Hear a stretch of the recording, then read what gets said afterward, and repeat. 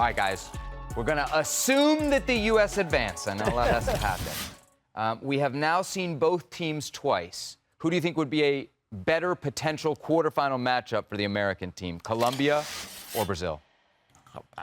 If I was the U.S. men's national team and for some miracle they advance the next round, I would much rather play Brazil.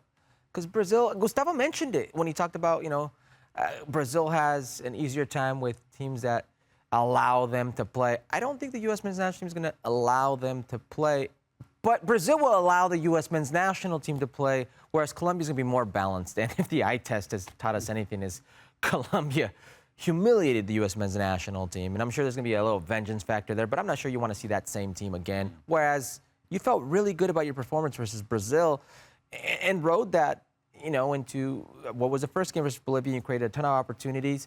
You felt like you can keep building off of a performance like that. I would much rather face Brazil now on paper, because still you see what Vinny Jr. did tonight. You see what Savio did. You see what Rodrigo can do. You see the special players they have. But certainly, I would much rather take my chances against Brazil than Colombia right now. U.S. have a better chance against Brazil or Colombia? I'd go the opposite. I'd say how difficult it is for a team to be motivated when you just beat them 5-1. It has to be in the back of your head.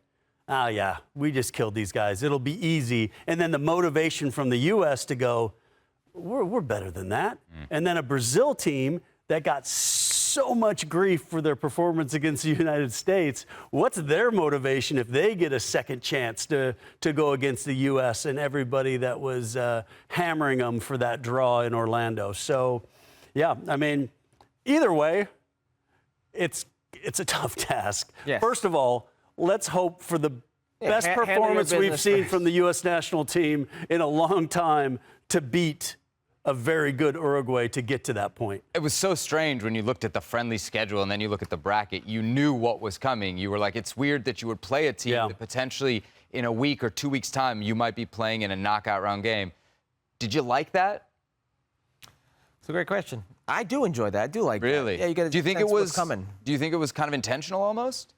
I think the friendlies were scheduled maybe before the draw. I'd have to go back and look at exactly when. But it's an incredible coincidence that it worked out, that you got to look at your two almost guaranteed. And that goes both ways, right? Yeah. It's great. If you think it's great, it's also great for the other team. But right? They got to see you as well. Right. But the one thing that is going to happen with the U.S. hosting the World Cup in 2 years is every country in the world is going to want to play friendlies against the United States. And so when you're the United... I don't know about every country. Well, you got Canada, you got Panama, and who else is the other one?